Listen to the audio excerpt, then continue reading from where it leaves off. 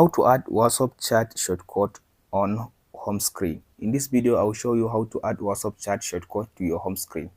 After you open up your WhatsApp, all you have to do just go and search for the person that you want to add his chat to your home screen. Let's say I want to add this chat to my home screen. All I have to do now, just long press your hand on the chat.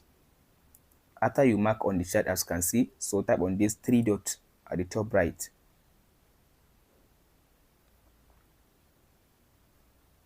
So tap on this add chat shortcut, this one. So tap on this add button. So now it added the chat to my home screen. Now if I close my WhatsApp, if I come to my home, as you can see, here is the chat now. Now here is the chat. So now if I tap on the chat, it will just open the chat for me. So that's it, guys, on how to add chat shortcut to your home screen. If this video helps you, don't forget to like and subscribe.